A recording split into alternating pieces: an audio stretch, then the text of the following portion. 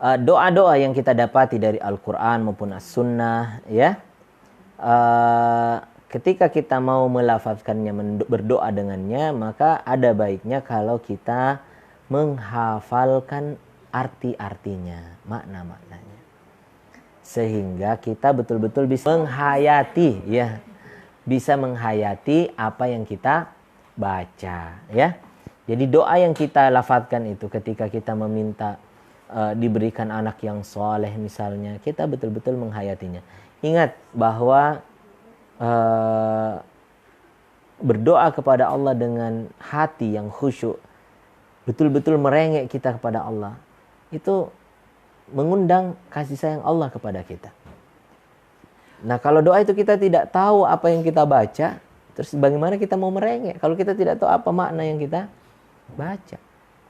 Jadi doa-doa yang kita hafalkan, doa-doa harian, baik itu dari Al-Quran maupun As-Sunnah, baiknya kita hafalkan artinya, ya. Dan penting memang teman-teman sekalian menghafal itu. Menghafal itu penting, ya. Apa yang kita akan keluarkan kalau tidak dihafal? Ada teori mengatakan itu yang penting paham, bukan hafal, ya. Ini teori pendidikan yang keliru. Bukan pendidikan Islam. Bukan dari Islam. Kalau dari Islam itu pendidikan itu menghafal. Ya.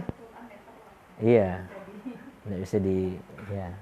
Dan memang pendidikan Islam itu menekankan pada hafalan, bukan cuma pemahaman, tapi juga dianjurkan pada pemahaman.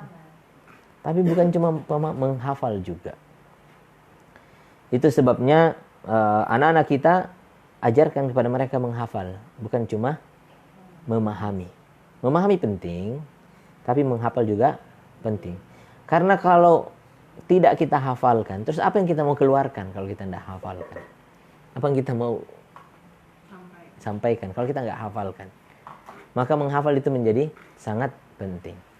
Namun bertakwa kepada Allah semampunya. Kalau kita belum mampu menghafal, yang penting maknanya kita pahami. Lalu kita minta dengan makna yang kita pahami itu, kita minta.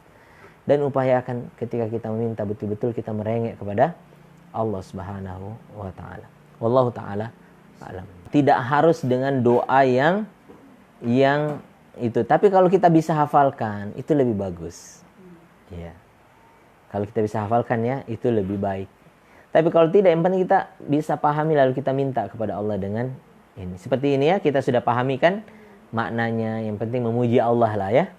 Awali dengan memuji Allah kalau berdoa. Misalnya mau minta rezeki, awali dengan meminta, ya wahai Maha Pemberi rezeki, wahai yang kekayaannya tidak terbatas, wahai, dan seterusnya. Minta, memuji Allah dulu. Kita aja kalau dipuji oleh anak kita baru minta. Misalnya ada Uni dipanggil apa sama anaknya? Dipanggil apa sama anaknya?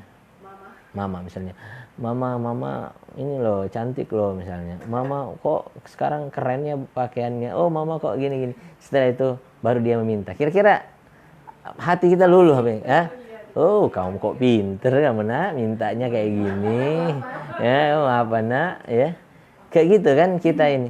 Falillahi mathalul a'la. Perumpamaan untuk Allah, perumpamaan yang agung, tidak bisa dibandingkan dengan makhluknya. Tapi Allah menginginkan kita memujinya sebelum meminta kepadanya. Pujilah dulu Allah. Ya jangan ujug-ujug langsung minta, ya. Minta mobil ya Allah gitu. Minta ya Razak, wahai Maha Pemberi rezeki gitu. Wahai yang kekayaannya tidak terbatas, ya. Dan seterusnya, ya.